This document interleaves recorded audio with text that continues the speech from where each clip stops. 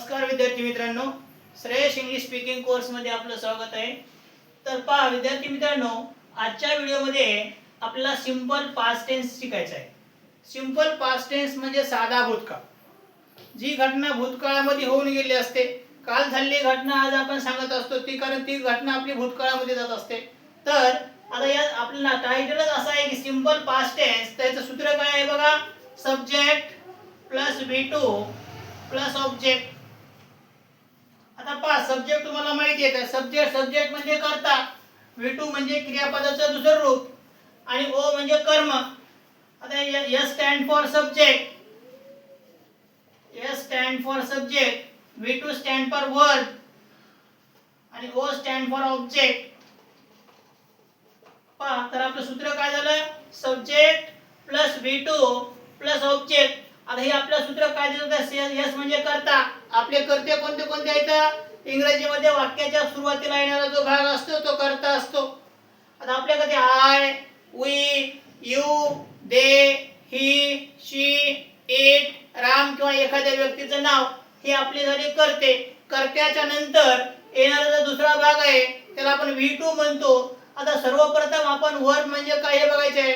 Verb is an action word, जो शब्द वाक्यामध्ये काहीतरी क्रिया करणारा असतो त्या शब्दाला आपण क्रियापद म्हणतो। फॉर एक्झाम्पल प्ले आहे, प्लेचं आपलं दुसरं रूप प्लेड होतं। दुसरं उदाहरण आपलं आस्क आहे, आस्कचं आस्क्ड होतं। आपलं क्रियापद टीच आहे, टीचचं टॉट होतं। आणि वाक्याच्या शेवटी जो घटक येणारा असतो त्याला आपण ऑब्जेक्ट असं म्हणतो।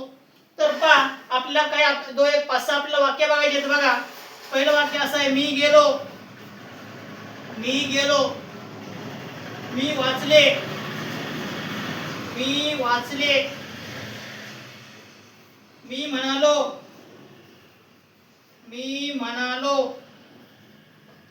मी प्रश्न विचारला,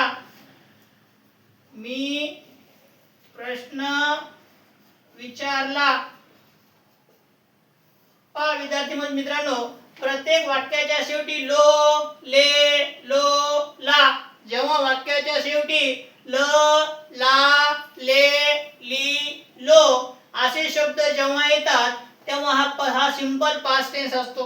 तर आपलं वाक्य बघा, आपलं वाक्य काय, मी गेलो म्हणजे आपल्याला काय म्हणता येईल, गेलो साठी आपला शब्द काय आहे, कारण हे आपलं वेंट आहे, आय वेंट, ह्याला काय म्हणायचं आपण, आय वेंट म्हणायचं।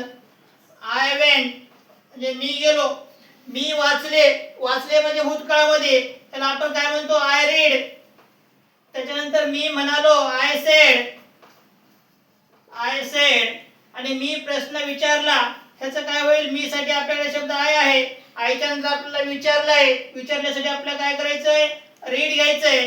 कारण काय विचारलं मी, प्रश्नासाठी आपल्याकडे शब्द काय आहे, क्वेश्चन। तर वाक्य काय झालं, आय रीड क्वेश्चन। तर पहा विद्यार्थी मित्रांनो, आजच्या व्हिडिओमध्ये आपण पास्ट टेन्सचा अभ्यास केलेला आहे। धन्यवाद।